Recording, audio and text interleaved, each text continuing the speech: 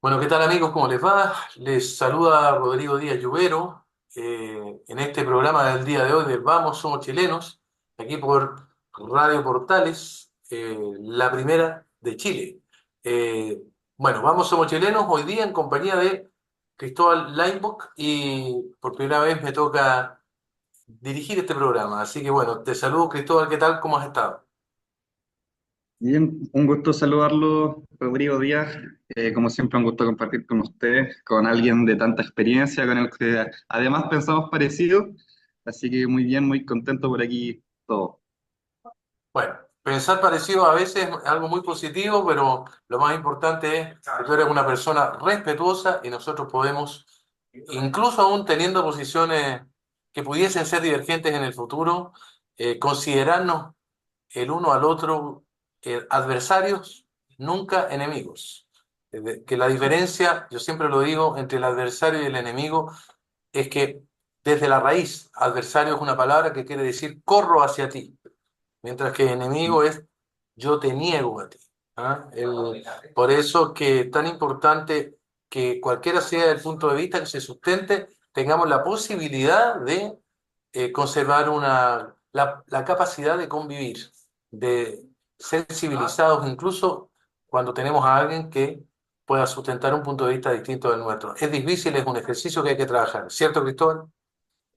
Sí, exactamente, ¿no? Yo ahí concuerdo demasiado también. Es más, yo hubo un tiempo, mucho tiempo que quise ser un joven politiquero, me dio por hacer TikTok. Y mientras yo estaba en TikTok, yo tenía una frase en mi descripción que era, no sé si lo podría decir aquí en radio, pero bueno, lo voy a soltar igual, pero era anticomunismo. Y yo me gustaba hacer la diferenciación porque hay mucha gente que se considera anticomunista. Pero ¿qué es lo que pasa? Que cuando uno dice que es anticomunista o este tipo de denominaciones, lo que pasa es que también ataca contra la persona. Y finalmente uno no quiere hacerle un daño a la otra persona, uno quiere simplemente cambiar su idea. ¿Ya? Es decir, yo tengo muchos amigos con los que pensamos bastante distinto, pero yo no los voy a odiar por su forma de pensar distinto, no me voy a enojar con ellos, simplemente que son personas que, en base a su contexto de vida, las situaciones que le han pasado, han llegado a pensar de determinada forma, y eso tampoco es algo que no se pueda cambiar. Entonces, por eso me parece que el respeto es fundamental. Y sobre todo porque cuando ya comenzamos con el odio a la otra persona, nos empieza a dejar de importar, empezamos nosotros a intentar básicamente imponer nuestras creencias y eso siempre termina mal. Muy bien, así es, Cristóbal. Y al final lo que uno lo hace cambiar, yo creo, lo que a uno lo puede hacer cambiar en la vida es la propia vida. Más allá de cuánto se dialogue, el diálogo es una manera de invitarnos a convivir, pero desde el diálogo no se llega realmente o necesariamente al acuerdo. Ahí hay un malentendido del que algún día nos haremos cargo, pero hoy día tenemos que darnos a la tarea de abordar, aunque sea someramente, los temas que me parece no son poco importantes que andan circulando en el momento actual, la contingencia de esta semana, y yo he anotado el caso de Bernarda Vera, la situación de la familia Correa y el desalojo de la toma, y por último también, ¿qué es lo que está pasando con el presupuesto nacional? ¿Qué es lo que está pasando con una gran cantidad de proveedores del Estado que se encuentran en situaciones de no pago, a los que se les ha recomendado no emitir factura, y por los cuales la candidata a la presidencia, Evelyn Matei, ha hecho una denuncia alineando a todo su sector, por lo menos Chile Vamos, a que no podrá haber discusión presupuestaria mientras no se aclare cuál es el monto real del déficit que tiene el Estado de Chile hoy. Partamos entonces, si te parece, Cristóbal, y sé que alcanzamos a ver todos estos temas porque son alambicados más de algunos, partamos por la situación de Bernarda Vera. Mm. ¿Quién es Bernarda Vera? Una mujer que figuraba hasta hace poco en la nómina oficial llamada la nómina o lista o informe RETI como detenida desaparecida y respecto a la cual se habían encendido alertas ya hace algún tiempo y que solo por una investigación periodística finalmente se termina reconociendo que se encuentra viva en Argentina desde hace años, con todas las consecuencias que ello implica. Cristóbal, tu opinión. Mi opinión es de este caso, bueno, para empezar me parece que es gravísimo. Y sobre todo me parece que el caso abre varios cuestionamientos, sobre todo en la confiabilidad o la integridad de los registros de la víctima de las dictaduras. Porque ahora en sí no es simplemente el caso, en mi opinión, de Bernarda Vera que se haya descubierto que finalmente no estaba desaparecida, que estaba viviendo en Argentina. Si no me equivoco, está por confirmarse aún. Pero si no, me parece lo más grave de este asunto es de que esto, en cierta forma, saca un tapón. Y al final yo creo que la pregunta que nos hacemos es ¿cuántas Bernarditas Vera existen en Chile? ¿Cuánta gente hay, entre comillas, que figuró como desaparecida, que sigue existiendo pero en otros países? Pero que en nuestro registro de antecedentes figuran como muertos. Entonces, para mí, esto obviamente nos hace cuestionarnos profundamente lo que es la confiabilidad en los registros de las víctimas y que evidentemente deberían ser investigados.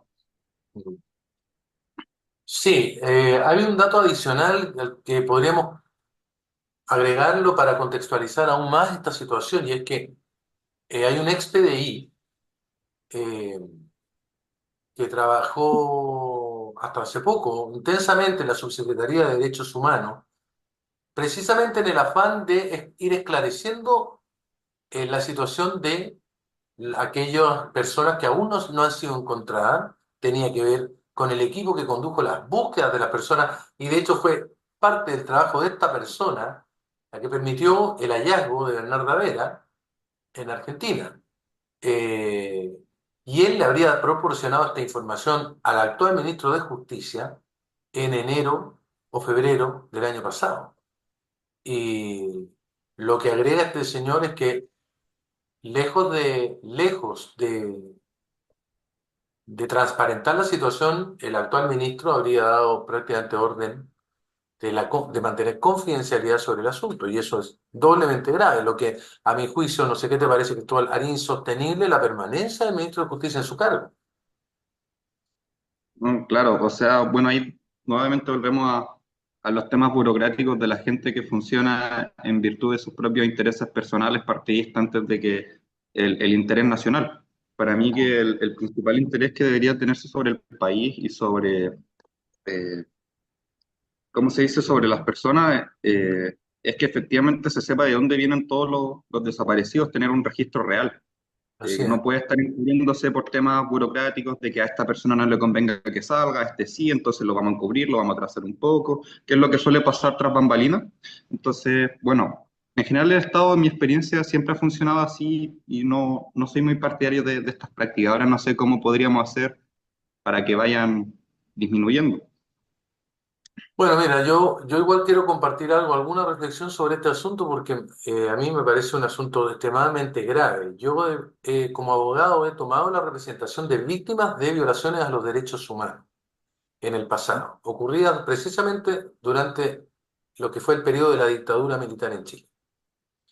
Eh, y puedo decir que esta es mi opinión, esta es, o por supuesto, es algo personal, pero que nace de lo que yo he vivido. Yo veo dos fenómenos que han coexistido, están coexistiendo en este minuto, que son graves porque minan la confianza en el tema de los derechos humanos, le bajan el precio y se banaliza una materia que no debiese, en algo donde no debiese ocurrir este asunto. La primera es el, lo que ya se volvió moda desde hace algunos años, el deseo, el propósito, el intento de un grupo de secuestrar una versión de la historia, ponerle dogma y candado a la historia, imponer a través de una suerte de coerción ideológica una mirada sobre el tema, demonizar las posiciones que fueron adoptadas por muchos chilenos en 1973, como si se pudiera juzgar con los ojos del hoy lo que ocurrió hace 50 años atrás. Y eso a mí me parece canallesco y totalitario. Es decir, yo en mi propia familia tengo, por ejemplo, el caso de mis padres. Mi padre votó por Salvador Allende, pero antes, cuando aún no terminaba el gobierno, mi padre no quería que continuara el gobierno de Allende y estaba a favor de una intervención de los militares. Mi madre, en cambio, siempre estuvo en contra de Salvador Allende y estuvo fervorosa, exultante y feliz cuando eh, los militares dieron el golpe. Ahora, ninguno de los dos después apoyó, aunque fue con matices, lo que vino después. Y yo también puedo decir que hubo mucha gente que participó de los primeros gobiernos de la Concertación que apoyaron el golpe de Estado, no cabe duda. Si incluso ahora el anterior director de Televisión Nacional, pues Francisco Vidal, él lo ha declarado.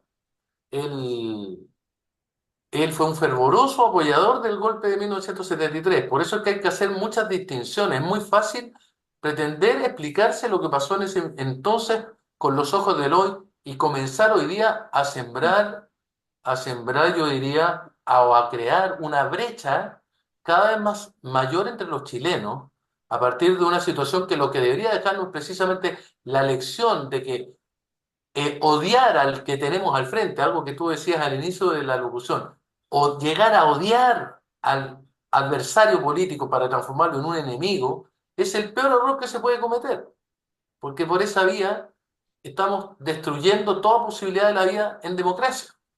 Entonces, y el otro problema grave que yo veo acá es precisamente esto. La ausencia de transparencia daña fuertemente la fe pública. Eso vale en todos los ámbitos, pero especialmente es muy grave en una materia tan delicada y sensible como los derechos humanos. Hablamos de registros oficiales. Ya en el año 2007-2008, por ahí, no sé si te acuerdas, Cristóbal, estuvo el tema de los exonerados y se habló de los falsos exonerados, que habría habido un grupo, pero ese tema, si bien es cierto, se esbozó en aquel tiempo, se enterró, rápidamente se enterró. Entonces, hoy día que hay una comprobación, claro, a mí me duele porque yo puedo dar fe absoluta de que aquí ha habido muchas personas que han sufrido lo indecible, que padecieron situaciones ignominiosas, que fueron graves atentados a sus garantías fundamentales, y todavía hay gente que no sabe dónde están los restos de sus seres queridos, eso también es real. Eh, y claro, también es fácil caer en la tentación de que por esta situación, entonces, digamos, yo voy a dudar de todos los asuntos, porque eso, pucha, eh, a mí me parece igualmente inaceptable, esa es la verdad. Sí, no, claro, y para concluir lo que dice usted, precisamente esto de que lastimosamente, eh, claro, evidentemente no se pueden cuestionar todos los casos. Hay gente que tiene la certeza de cómo fueron muertos sus familiares, en qué situaciones tienen la certeza, pero desgraciadamente, por culpa de la astucia de algunos, en fin de intentar, podría decirse, manipular la opinión pública, por medio de casos como este, al final termina, lo que nos termina a darnos a entender es que si se puede dudar de Bernarda Vera, que era supuestamente una desaparecida que incluso durante décadas fue usada en conmemoraciones de familiares en función de los derechos humanos, y finalmente estuvo viva, resulta que si se puede dudar de esta persona, finalmente se puede dudar de todos los casos. Y para mí me parece una gran lástima. No sé qué pensará usted, Yubero, de eso. Mm, Díaz Lluvia. Bueno, Dígalo. no Disculpe. creo que haya derecho a dudar de todos los casos. Creo que hay casos que están sustentados en evidencia que es muy contundente, eh, pero eso sí, debe haber grados de transparencia suficientes al respecto. Eh, no podemos tener un ministro de Justicia que se empeñe en echarle tierra a estas cosas, porque eso en vez de ayudar, empeora todo. Eh, yo, yo quiero insistir en algo, ¿ah? A partir de esto.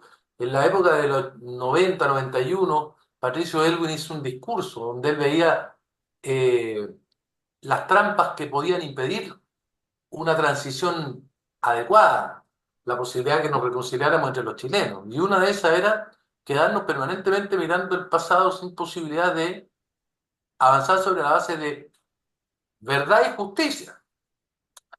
Verdad y justicia que quedaron un poco al debe a lo largo de estos años.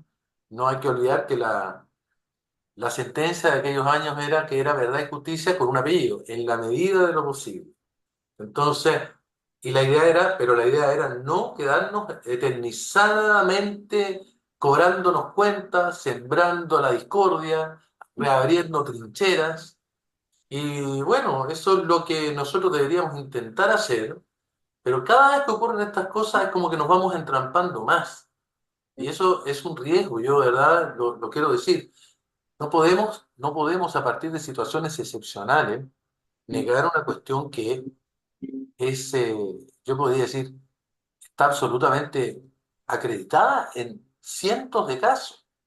Es que acá hubo desaparecimiento forzado de personas, hubo casos de secuestro y hubo un dispositivo que vino desde el Ejecutivo de aquellos años que tenía un propósito. Alguien podrá compartir o no el propósito, pero desde mi punto de vista, lo que ocurrió no debe volver a pasar.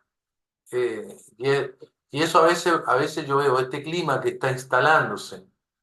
eh, Claro, y todo este ambiente de sospecha va intoxicando este asunto y le va bajando el precio a los derechos humanos, hasta que vuelva a ocurrir una tragedia y vamos a tener que esperar otra tragedia para que la población realmente se dé cuenta cuán valiosos e importantes son los derechos humanos. Y por supuesto que nada contribuye a esto, unas coaliciones políticas que los instrumentalizan para obtener réditos en el corto plazo. Si eso, a mí me produce realmente mucha indignación ver gente del Partido Comunista o del Frente Amplio que no tienen, sobre todo el Frente Amplio, no tiene idea de lo que está hablando. No saben. Comparar el gobierno de Sebastián Piñera, como hicieron en 2019 estos inmorales, con lo que es una dictadura, es faltar a la verdad. Es pretender equilibrar lo que no se puede equilibrar. Es bajarle el precio a los derechos humanos. Es jugar con el dolor. Entonces, así no avanzamos. Yo creo que estamos hoy día, es terrible decirlo, digamos, año 2025, qué lejos estamos de lo que soñaban los arquitectos de la transición. Finalmente, a medida que va pasando el tiempo, más lejos estamos de ese anhelo de paz y reconciliación. No, sí, exactamente. Me gustó mucho lo que dijo, sobre todo porque efectivamente pareciera en cierta parte que todo lo que pasó en los años 70 finalmente no haya servido de nada. Es como si no hubiese quedado ningún aprendizaje, porque al final lo que estamos viendo en la práctica es de que estamos volviendo a lo mismo. Si Y a me mí en lo permite. personal, Sí, sí, claro. Perdón, sigue, Cristóbal. claro, y a mí en lo personal como joven me da mucha pena, porque por ejemplo yo soy una persona que valoro mucho mi país, porque lo pongo en comparación con el resto, porque de repente es lo típico, conversaciones entre cabros, uno dice, pucha, lo que me hubiera gustado nacer en Estados Unidos, en Europa, pero después, claro, uno dice, oye, pero al menos no sé, no nací en un país con una dictadura como Venezuela, no nací en países como Cuba, entonces uno comienza a compararnos, comparamos con los vecinos y estamos demasiado avanzado en relación a eso y no hemos sabido valorarlo. Y cada año parece que vamos aumentando aún más hacia un retroceso político por parte del país, hasta el punto de que ahora tenemos para las elecciones todo súper polarizado. Es decir, tenemos por un lado la candidata más fuerte de izquierda, Janet Jara, del Partido Comunista, y por otro lado tenemos José Antonio Kast, Kaiser, Matei, entonces nos estamos volviendo a ir a los extremos, y yo no sé qué tan bueno sea eso. A mí me recuerda mucho la situación que hubo incluso en el 70-73, ya que Allende, si bien no era marxista como tal, él sí era muy de estas ideas, y bueno, claro, y después finalmente terminó llegando un Pinochet, y ahora, ¿qué tenemos? Janet Jara, que también ha hablado abiertamente sobre el marxismo, y tenemos figuras como, que obviamente no son Pinochet, pero sí son ideas muy contrarias, muy de derecha, como José Antonio y Johannes Kaiser, entonces a mí me da para pensar. Yo te agregaría, ya que me mencionas el marxismo y Marx, yo te cito al Marx de juventud. El Marx, en sus tiempos mozos, se manda la siguiente frase, se despacha la siguiente idea. En la historia, lo que se vivió como tragedia se repite como farsa. Y yo te puedo garantizar una cosa, la tragedia de Chile de 73 se debió a un contexto y razones que no existen hoy. Hoy día hay un simulacro, es una puesta en escena, es una farsa irresponsable, porque, insisto, cada vez que viene la proximidad de un periodo electoral, ahora está de moda pinochetizar la elección, sacar a la pizarra a un cierto grupo político y decirle, ¿dónde estabas tú en 1973? Lo que es, a mí me parece que es un juego estúpido, un juego sin sentido, porque pretender aplicar la mirada de Locke para juzgar lo que fue un periodo muy diferente y muy complejo además. Esa es la realidad. Entonces, eh, si hubiéramos hecho este ejercicio desde la vuelta a la democracia hasta hoy, porque hoy día se habla así de claro, que aquellos candidatos que en 1970 o 1972 no estaban con Allende eran amigos de los genocidas, eran poco menos que genocidas, eran antidemócratas, son fascistas. Así dice un sector político. Bueno, desde ese punto de vista, Patricio Elwin fue, entonces tuvimos un gobierno amigo de los genocidas con Elwin, porque Elwin apoyó el golpe, no fue como Evelyn Matei. Evelyn Matei era joven en ese tiempo. No, estamos hablando de un candidato que apoyó el golpe. Fue un arquitecto del golpe, si se quiere, Patricio Elwin. Y fue presidente y nadie lo cuestionó. Después, Frei Ruiz Tagle apoyó el golpe. Y él y un sector importantísimo de la ADC también sería genocida. Y después nos queda Sebastián Piñera. Es decir, pero en lo que quiero decir, que en ese tiempo, cuando hubo elecciones en Chile, en estos años, a nadie se le habría ocurrido pinochetizar la elección. Es algo que ha venido recientemente está empezando a ocurrir. Y están 50 años después del golpe, después de todo lo que pasó, lo están tratando de traer al presente como una herramienta para obtener réditos electorales en el corto plazo. Y eso es lo único que hace, es reabrir trincheras. Mira, esta es la diferencia entre lo que es la memoria, estos museos de la memoria, etcétera, y lo que es la historia. ¿Ah? La memoria es una cuestión personal. La memoria es memoria y punto. O sea, nadie puede vivir las cosas de la misma manera que otro. Por eso tú no puedes pretender transformar la memoria, que todo el mundo recuerde de la misma manera lo ocurrido. Otra cosa es Claro, la historia, y la historia tiene su propia lógica, su propio discurso, sus propias herramientas.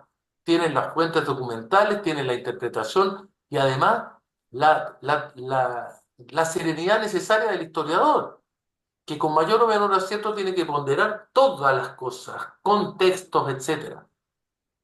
Entonces, por eso te hablaba yo que hoy día hay una suerte de coerción ideológica. Todo esto lo único que hace es ennegrecer el panorama de la convivencia en Chile y además bajarle el precio a los derechos humanos, que yo voy a recalcar acá, son fundamentales.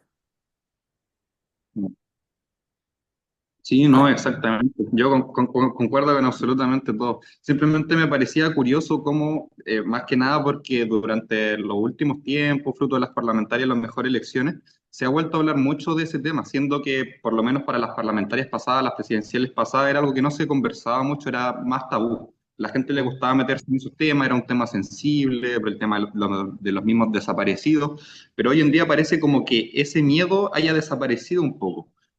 Y a mí me parece que es fruto de esta polarización de que nos hemos ido a los extremos. Sí, pero por decir, usar otra palabra, el tema se está chacreando, por decirlo así. ¿Ah?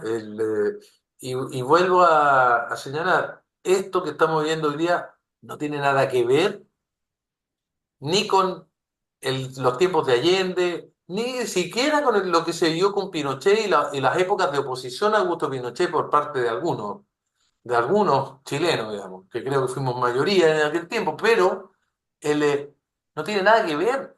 O sea, es otra historia, es otro contexto. Esto que estamos viviendo nosotros hoy día, más bien es parte del empobrecimiento del tiempo actual, a mi juicio, eh, y de que no hay una brújula clara, po, no hay verdaderas ideas en el horizonte. Entonces se echa mano a comodines, a cualquier cosa, a atajos. ¿Ah? Todo en el afán de tratar de sacar votos por aquí o por allá, de etiquetar al adversario político. Entonces, Claro. esto lo único que hace es sembrar odiosidad. Mira, nos quedan 2 minutos, me avisan, pero yo quería darle una lectura muy breve a lo que escribió Patricio Elwin en el año 1990. Este fue un discurso que pronunció en el Estadio Nacional.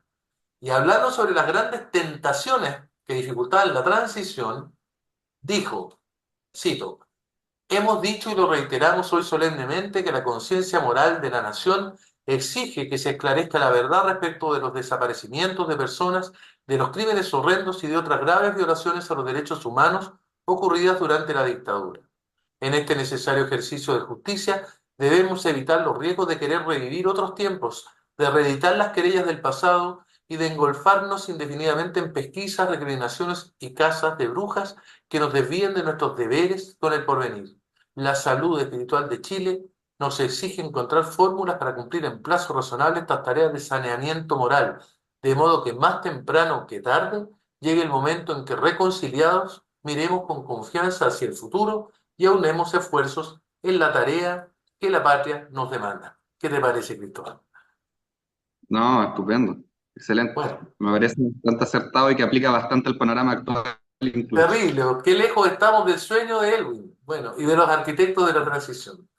Bien, vamos a parar acá, vamos a hacer una pausa y estaríamos volviendo a la segunda parte porque nos quedan temas no menores que tratar, especialmente el tema de la toma de la familia Correa y qué está pasando con el presupuesto nacional. Así que volvemos en un instante, no se separen. Y bien, ya estamos de vuelta en Vamos Somos Chilenos, aquí en Radio Portal de Valparaíso, hoy en compañía de Cristóbal Leinbach y aquí les saluda Rodrigo Díaz Lluvero. eh, en esta jornada en la que estamos analizando, bueno, vimos en el primer bloque un poco, comentamos la situación escandalosa del caso de Bernarda Vera y todas las implicaciones que esto puede traer, y ahora nos vamos a sumergir en dos cuestiones, a ver si el tiempo lo permite. Yo no sé por cuál de las dos quisieras partir, Cristóbal, o hablamos de la toma de la familia, el caso de la familia Correa, cómo ha terminado este tema y o nos hacemos cargo en primer lugar de la situación de las deudas presupuestarias que hoy día tienen bastante complicado al gobierno y también al Estado de Chile. Claro, yo creo que podríamos empezar por el tema de la toma de la señora Correa y después Bueno, podríamos ir finalizando con el tema ya más extenso que tiene que ver con todo el Ministerio de Salud y las deudas impagas. abra los fuegos, don Cristóbal. Ya, entonces correspondiente a la de la señora Correa, no sé si le gustaría empezar a usted mejor, Rodrigo Díaz, que yo tengo Bueno, más estudiado lo que viene a ser el tema del ministerio, con todo no lo hay de las ningún deudas impagas. problema, no hay ningún Mucho, problema. La situación de la familia Correa cobra notoriedad a partir del asesinato de quien era el propietario de un predio ahí en las cercanías de la localidad de Quilpué, donde un sicario colombiano, me acuerdo, que fue contratado por un chileno que alentó las tomas de los terrenos, precisamente del empresario Alejandro Correa, en ese sector, bueno, eh, lo asesinó en la puerta de su casa. Fue una cosa horripilante, algo a lo que nosotros no estamos acostumbrados. Y esto ocurrió hace ya un poco más de 5 años, año 2020. ¿M? Y desde ahí la familia eh, empezó una lucha desesperada para tratar de desalojar el terreno. Ya no solamente por un tema de recuperar la propiedad, sino como una cuestión de justicia elemental. Hacer justicia en contra de aquellos que estuvieron de una u otra forma relacionados con la muerte del padre. Y además honrar la memoria del padre, como él habría querido, porque él nunca se dio al chantaje y a las presiones de las que había sido objeto por parte de estos mafiosos que habían impulsado esta toma de terreno. Y entonces contrataron a una colega y gran amiga, voy a aprovechar acá que ella es Bruna, y quiero aprovechar acá este espacio para rendirle mi homenaje por su coraje, porque quiero decir que este asunto que empezó Janet a través de una acción de protección fundamentalmente,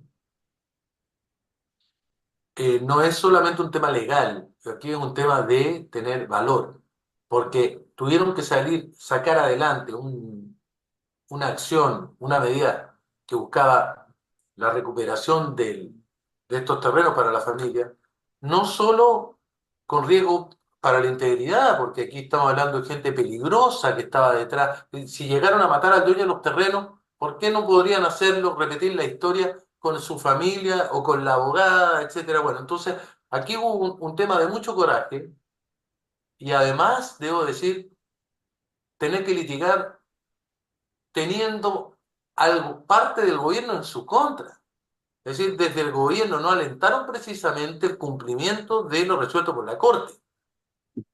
Entonces esto fue siempre bregar contra la corriente, bregar para hacer justicia en un contexto en el cual hemos sabido que desde el propio gobierno e incluso en algún minuto desde un sector de la judicatura, desde la tercera sala de la Corte Suprema, algunos de cuyos integrantes ya salieron de la Corte, y creo que afortunadamente, se auspició la tesis de que no se podía desalojar las tomas.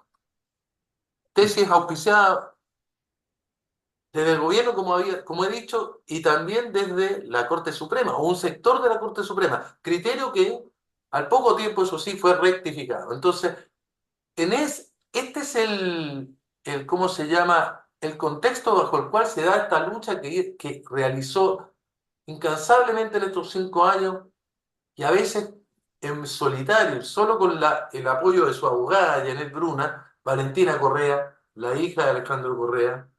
De hecho, parte de esta lucha significó poder individualizar a qué fue el canalla, el miserable, que le pagó al sicario colombiano para matar a Alejandro Correa, eh, que fue un tal Renato López, ¿ah?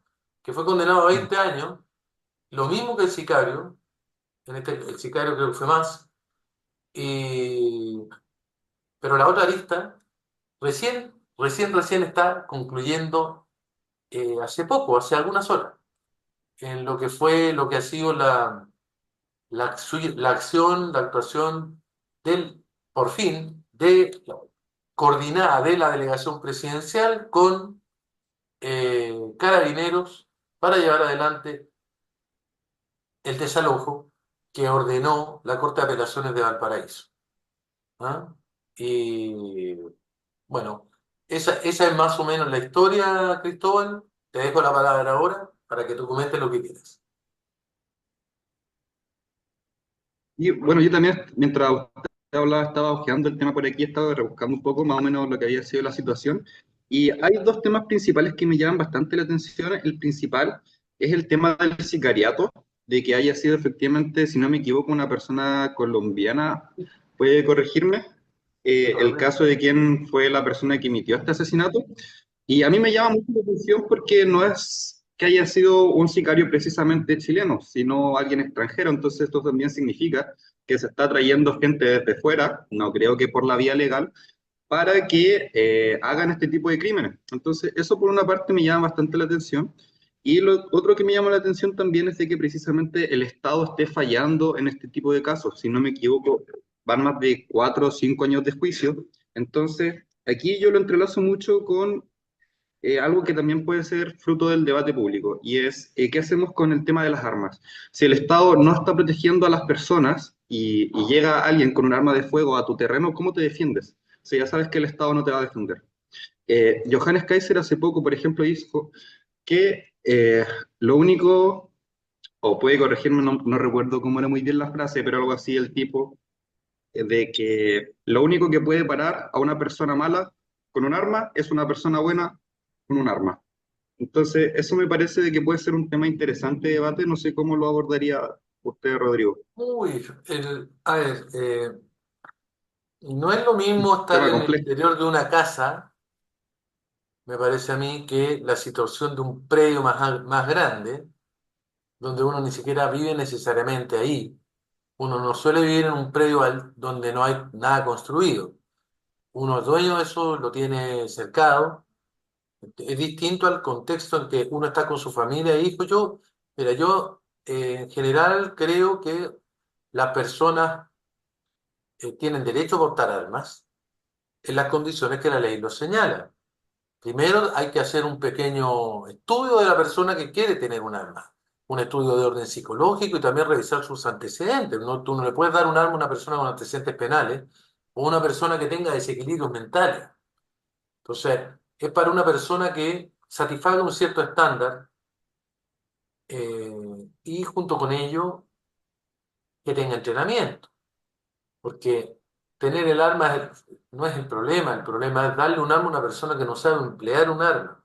Y la verdad es que incluso esto es igual que, mira, esto es igual que entrenar las artes marciales. Yo cuando niño iba a un curso de karate en la Nueva Acrópolis, aquí en Valparaíso, y durante la hora de clase, ¿no?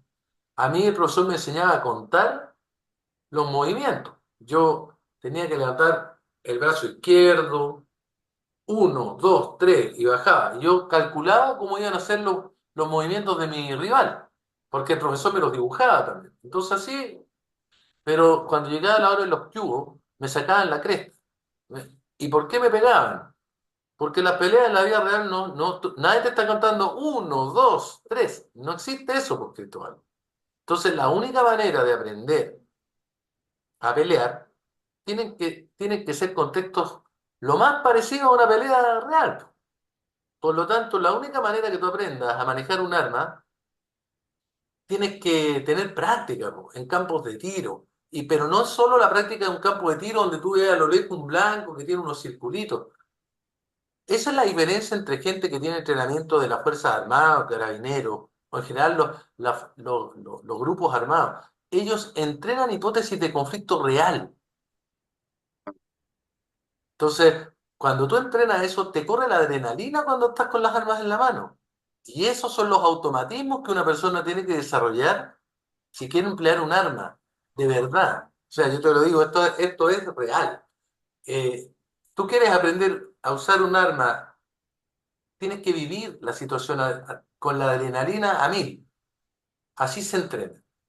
Eso hacen los cuerpos armados. Eso es lo que no hacen los civiles. En general, y ahí es donde tengo algunas dudas. Yo reivindico la posibilidad del uso de armas, pero con el entrenamiento adecuado y a personas que tengan cierta idoneidad como la que te acabo de mencionar. Claro. Sí, no, me parece perfecto.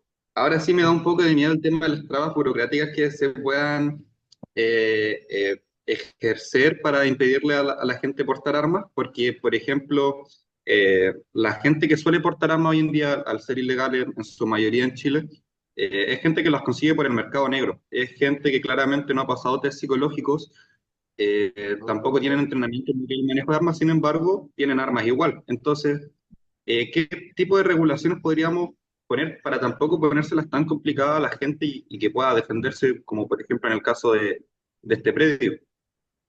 Es que yo voy a insistir, el manejar un arma es algo grave, es complejo, tiene mucha repercusión, es relevante. Yo no creo que haya que aflojar las exigencias para el porte de armas. Yo reivindico el derecho de todo chileno, cumpliendo ciertas condiciones, a tener un arma, pero tiene que pasar un estándar de suficiencia importante. Te diría que es mucho más grave, o por lo menos lo podríamos equiparar, manejar un arma que manejar un auto.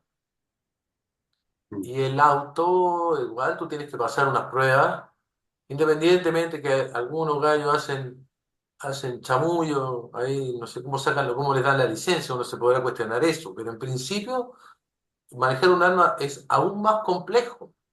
El hecho de que haya mucha arma en el mercado negro y muchos delincuentes accediendo con una facilidad impresionante a las armas que están en almacenes del ejército, en almacenes de carabineros, ya eso es harina de otro costal, pero no invalida la premisa original, porque yo no creo en esos argumentos, en ese argumento que clausura la discusión o se aparta del tema de fondo solo porque la realidad es más dura o más fuerte. Es como el tema, cuando se habla del aborto, por ejemplo, y se dice, pero mira, todos los años van a seguir ocurriendo abortos, digan lo que digan.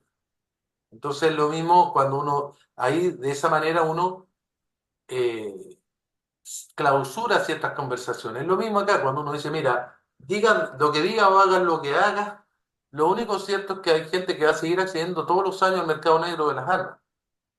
Claro, pero no invalida que tenemos que construir una sociedad en la cual las personas, por lo menos formalmente hablando, mantengan exigencias de cierto tipo, si es que quieren portar un arma, por lo menos dentro del marco de la ley, y hagamos todo lo posible para que se disminuya todo lo que sea posible, ojalá se elimine el mercado negro de las armas en Chile. Que ya es otro tema. ¿Ah? Claro, sí, no, yo creo que no podría estar más de acuerdo con lo que dijo. Simplemente me da un poco de miedo el tema de trabas burocráticas que pueda llegar a ejercerse por parte del Estado, pero bueno, eso ya dependerá del gobierno de turno. Ok.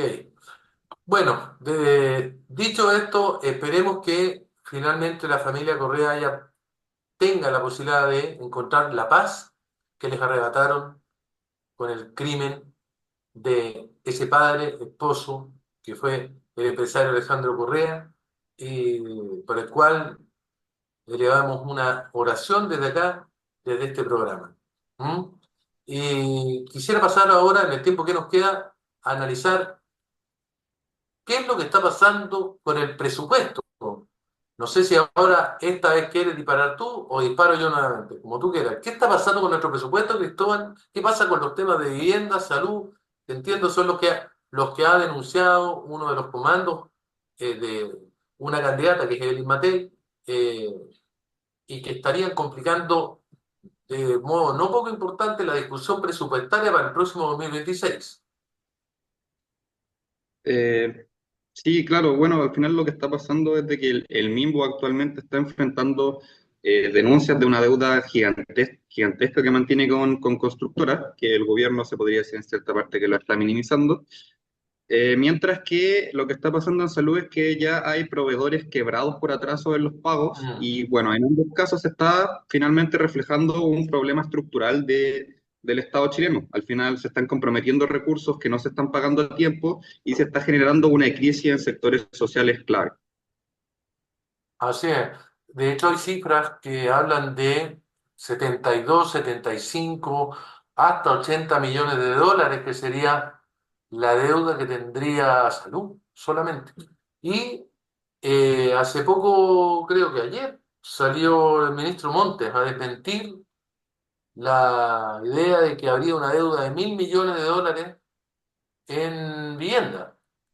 Montes salió a Claro. desmentirlo, pero el tema es que aquí hay algo que está, sí, que no está cuadrando, porque eh, a lo que ha hecho referencia quienes denuncian esta situación de la deuda es al testimonio de proveedores del Estado.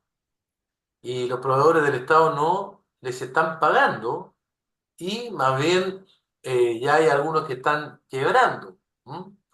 Entonces, estamos hablando de que el sector público está postergando pagos hacia el sector privado con, generando una situación que no se va a poder sostener de aquí a un par de meses, digamos. O sea, eh, hay una deuda, creo, déjame ver, permítame un minutito, hay una deuda de FONASA con las clínicas que había llegado en este minuto, en los últimos 3 meses, 4 meses, perdón, a 360 millones de dólares. O sea, en 4 meses la deuda de FONASA con las clínicas aumentó en un 26,2%. Perdón, en 2 meses, entre junio y julio. Eh, Sí.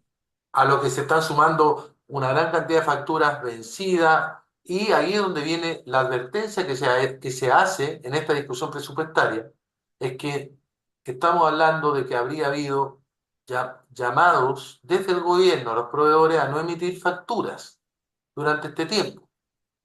Eh, de modo que la deuda, parte importante de la deuda del Estado, no estaría registrada. Y estamos hablando de que si se quiere saber cómo va a ser la distribución del presupuesto para el próximo año, es necesario que se transparente al máximo qué es lo que tiene el Estado, cuáles son sus activos, pero también cuáles son sus pasivos. Entonces, ahí tenemos un problema grave con la discusión presupuestaria y también tenemos un problema muy grave con lo que está pasando en el sector vivienda y en el sector salud ya desde el punto de vista de las políticas públicas, porque lamentablemente lo que se viene a reflejar es que es una crisis que no tiene una manera, por lo menos en el corto plazo, de ser solucionada. Eh, Y crisis, por supuesto, que la vamos a tener que pagar todos nosotros. ese es el tema, ese es el tema. O sea, tú sabes que hoy día hay el Hospital Carlos Van Buren, por ejemplo, trabaja desde hace ya varios años con materiales o equipos, en realidad, equipos obsoletos y con falta de algunos insumos que son esenciales. O sea, la cantidad de respiradores que tiene el Van Buren es absolutamente insuficiente versus la demanda. Entonces, la atención de personas en la unidad de emergencia se ve comprometida de manera permanente. Y por supuesto, falta siempre camas, recursos para poder tener mayor número de cirugías, faltan pabellones incluso. Entonces, lo que sostiene hoy día el sistema de salud es el crédito. Exactamente. Y ese crédito es posible solo porque los proveedores están dispuestos a trabajar a crédito. Hasta que Claro, digan, ¿sabes qué más? Mientras no me paguen, no sigo. Y significaría que colapsa la salud pública. Colapsa de un día para otro. Así de crítica es la situación. Eso es lo que en el fondo está aquí, de por medio. sí, exacto. Ahora, a mí me parece mucho más relevante el tema de salud, me parece gravísimo porque si bien en general que el Estado falle es grave, algo que no debería pasar, creo que es más tolerable, por ejemplo, en tema de vivienda o, por ejemplo, en tema de salud, porque cuando ya nos metemos en temas de salud nos estamos metiendo con las vidas de las personas, de nuestros familiares, de nuestros seres queridos que no tienen acceso al sistema privado, que tienen que ir obligadamente a un público y después tenemos un público que falla. Y mientras tanto, nuestro presidente estaba viendo un partido de Chile en el estadio, entonces eh, da para pensar, creo yo, y referente también al tema de la deuda, todos estos impagos, a mí se me hace la pregunta de a dónde está yendo esta plata. Hace un tiempo se hablaba de que teníamos de por sí una deuda, un gasto público muy elevado, y habían ciertas personas del sector de la derecha que decían que este no era el gasto real, sino que el gasto real era mucho más que las cifras oficialmente publicadas. Había gente que era muy incrédula referente a este tema, pero yo creo que ahora estamos viendo a lo que se referían, a lo que hay detrás que no hemos visto y que poquito a poco va saliendo a la luz. Entonces, O sea, este gobierno también maquilló todo. Este gobierno maquilló ma- la situación. han maquillado todo en función de pulir su imagen pública como si hubieran hecho una gran gestión, pero sin embargo ya vamos viendo las chapuzas. A mí me da curiosidad saber cuál es la deuda real de nuestro país, así como están saliendo los temas del Ministerio de Vivienda, ¿cuántos temas más habrá de esto mismo en otros ministerios que se han encubierto, como el tema que topamos anteriormente, el tema de los desaparecidos y ahora el tema de las deudas? Hay muchas cosas cubiertas Mm. me parece peligroso. ¿Y cómo salimos de este tema de la economía, Cristóbal? ¿Cómo se puede resolver esto? Algunos candidatos hablan de ajustes que pueden llegar a 6.000 y hasta 8.000 millones de dólares. ¿Es posible hacer Claro. algo así sin que se ponga en riesgo la paz social? Te pregunto, Cristóbal. Uf, a mí me parece complicado. Creo que hay propuestas muy buenas que suenan muy lógicas. Las de Franco Parisi, por ejemplo, me hacen mucho sentido. Pero sin embargo, primero me gustaría saber cómo van a resolver la crisis económica que va a recibir el próximo gobierno, porque van a recibir harta deuda. Bueno, la respuesta que se está dando hasta ahora es con ajuste. No hay forma. Ajuste. Significa se va a gastar menos. Vamos a tener que achicarnos. Va a tener que haber despido de gente en el Estado. Va a tener que haber programas sociales o programas, no digo sociales, pero programas que se van a tener que cancelar. Yo en lo particular, aunque no me lo hayas preguntado, yo terminaría con el Ministerio de la Mujer, por ejemplo. Y no porque tenga algo en contra de las mujeres, sino porque no aporta y no sirve de nada. No le sirve de nada a las mujeres. Y esa plata la podríamos colocar en el área social. darle apoyos a programas de emprendimiento precisamente para mujeres, por ejemplo, que representan una parte importantísima de la fuerza laboral chilena. Yo las apoyaría con ese tipo de línea a las mujeres, pero un Ministerio de la Mujer que per se no veo cuál ha sido el aporte. No Claro. sé qué otro Oiga, Rodrigo, ministerio se le ocurre. claro, Rodrigo, ¿qué candidatura de momento le va gustando a usted, más o menos ya según lo que hemos hablado, para solucionar estos problemas estatales? No, yo tengo, para mí, quien abrió precisamente el ámbito de esta denuncia me parece que es una gran candidata, que es Evelyn Matei. Yo la apoyo y esperaría, no. Sé que no está fácil el asunto, pero yo esperaría que ella pueda pasar a la segunda vuelta por varias razones. Pero en este tipo de materia, yo creo que el plan económico de ellas está sustentado en un equipo que tiene mucha experiencia en el ámbito público, creo que es un plan equilibrado. Estamos hablando de recortar, pero recortar a razón de 2.000 millones de dólares por año. Es un recorte que, si bien hay que hacer, no coloca en riesgo ciertos programas sociales que son importantes. Eh, yo creo que lo que necesita el país es un poco de moderación, precisamente. Necesitamos eso. Yo sé que estamos viviendo precisamente en un tiempo en que la moda es que todo se friccione. Y entonces el que quiera un poco de moderación es rápidamente tachado de cobarde o de derechita cobarde, como se hizo circular, fue una moda que no nació en Chile, dicho sea. Esas son cosas que surgieron como herramientas electorales para el crecimiento de nuevas fuerzas dentro de un cierto sector, en España, por ejemplo, y desde España se empezó a exportar a Hungría, por ejemplo, que lo hizo Vox con el Partido Popular. Ellos, el PP era la derechita cobarde de España. Pero yo creo que eso es, eh, ya que una palabra que le gusta emplear a algunos, la voy a emplear, eso sí que es ser demagogo, ¿no? Eso es ser vacío, ¿no? Nosotros hemos estudiado lo que es la ética del deber y la ética de la responsabilidad, lo que es la actitud de toma y daca de la política, que la política es esencialmente una negociación, que, y sin embargo de pronto se nos viene a decir que aquel que pretende, para el logro de un objetivo mayor, ceder parcialmente en ciertos principios de su gestión, pero si con ello logramos generar un beneficio mayor, por ejemplo, puede ser comprar paz social, y a llamarle a eso derechita cobarde, bueno, ahí tendrán que responder todos esos sectores, porque tarde o temprano, cuando se es gobierno, ahí se descubre, Cristóbal, que la única manera de gobernar es generando alianzas, es abriendo los espacios de diálogo y estar dispuesto, sobre todo si la coyuntura no te es suficientemente favorable en los equilibrios parlamentarios, estar dispuesto a ceder.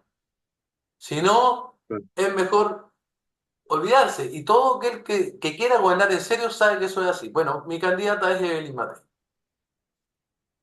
Perfecto. Y bueno, aprovecho de comentar un resultado de una pequeña encuesta, una encuesta de la Universidad San Sebastián, que ha revelado, tomen nota, 63% de los chilenos evalúa la situación económica de Chile como mala o muy mala.